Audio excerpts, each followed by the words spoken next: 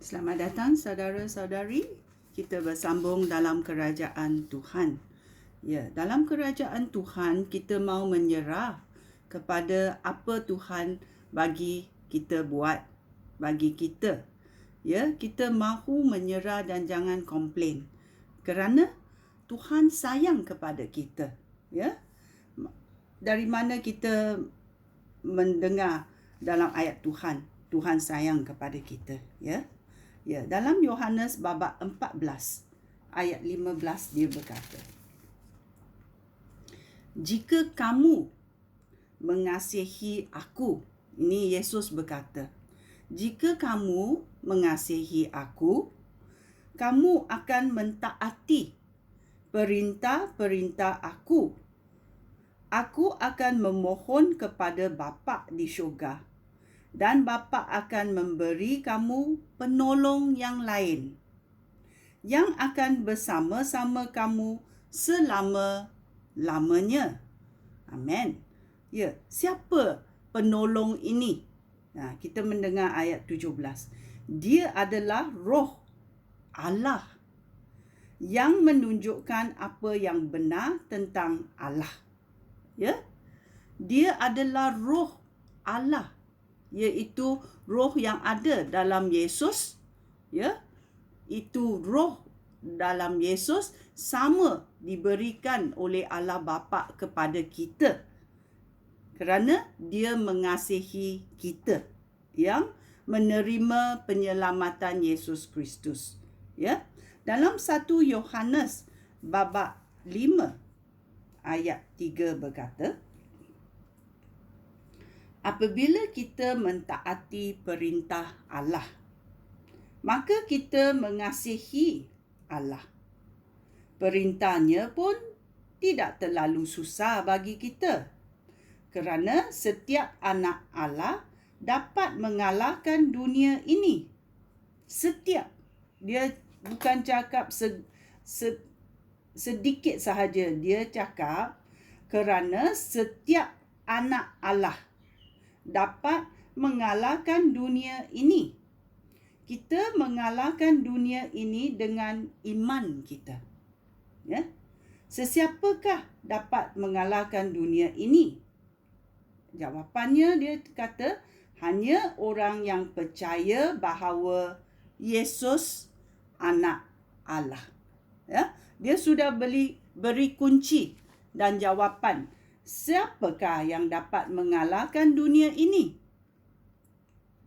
Jawapannya, hanya orang yang percaya bahawa Yesus anak Allah.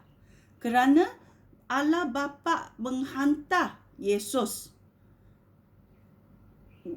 ke dalam dunia ini sebagai manusia, supaya kita dapat merasai, melihat siapakah Tuhan ini yang sanggup menyerahkan diri, mengorbankan diri supaya kita boleh berbalik semula kepada Allah Bapa. Ya, inilah Tuhan yang sayang kepada kita.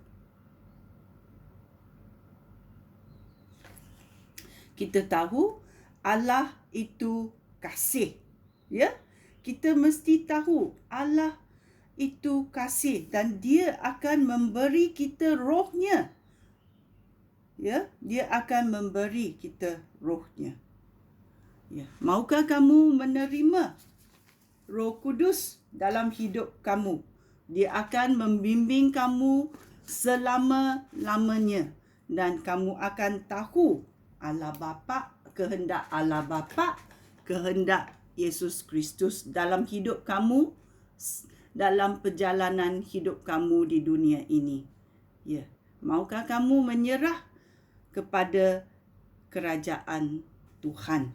Nah, kita belajar dalam kerajaan Tuhan banyaknya dan kita mesti tukar fikiran. Itu mesti penting kerana kita mendapat perubahan kuasa dari kegelapan kepada cahaya. Ya. Dan banyak juga kita mahu belajar dalam kerajaan Tuhan.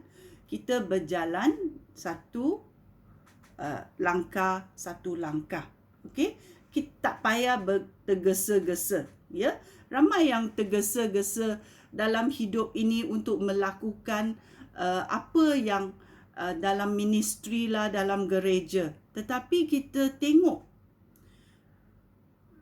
bila Yesus datang ke dunia ini, berapa lama dia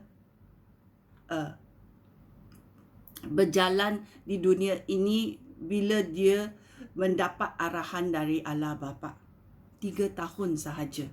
Adakah dia tergesa-gesa? You tengok, dia tidak tergesa-gesa.